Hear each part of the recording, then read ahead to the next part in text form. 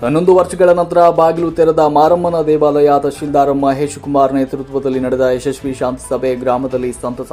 11 ವರ್ಷಗಳ ನಂತರ ಮುಚ್ಚಿದ ಮಾರಮ್ಮನ ದೇವಸ್ಥಾನದ ಬಾಗಿಲು ಇಂದು ತೆರೆಯಲಾಯಿತು. ಮೈಸೂರು ತಾಲೂಕು ತಹಶೀಲ್ದಾರ್ ಮಹೇಶ್ ಕುಮಾರ್ ನೇತೃತ್ವದಲ್ಲಿ ನಡೆದ ಶಾಂತಿ ಸಭೆಯಲ್ಲಿ ತೆಗೆದುಕೊಂಡ ತೀರ್ಮಾನದಂತೆ ಇಂದು ಬಾಗಿಲು ತೆರೆದ ವಿಶೇಷ ಪೂಜೆಯನ್ನು ಸಲ್ಲಿಸಲಾಯಿತು.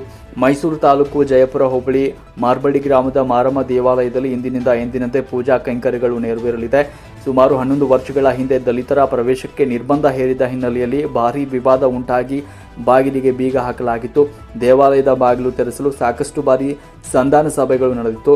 ಹೀಗಿದ್ದು ಗ್ರಾಮದಲ್ಲಿ ಒಮ್ಮತದ ತೀರ್ಮಾನಕ್ಕೆ ಬರಲು ಸಾಧ್ಯವಾಗಿರಲಿಲ್ಲ.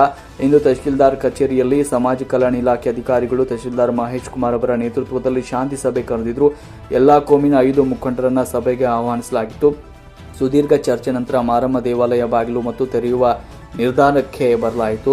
ಇಂದು ಎಲ್ಲ ಸಮುದಾಯದವರು, ಮುಖಂಡರು ಹಾಗೂ ತಹಶೀಲ್ದಾರ್ ಸಮ್ಮುಖದಲ್ಲಿ ದೇವಾಲಯದ ಬೀಗವನ್ನು ತೆರೆದು ಒಳ ಪ್ರವೇಶ ಮಾಡಿ ಗ್ರಾಮದ ದೇವತೆಗೆ ವಿಶೇಷ ಪೂಜೆ ನೆರವೇರಿಸುವ ಮೂಲಕ ವಿವಾದಕ್ಕೆ ಅಂತ್ಯ ಹಾಡಲಾಯಿತು.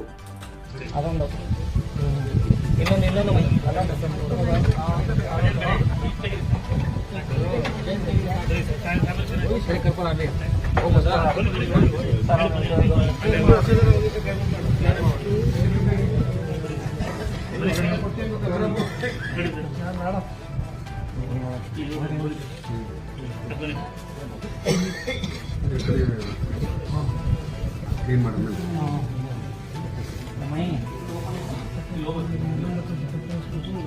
ಬನ್ನಿ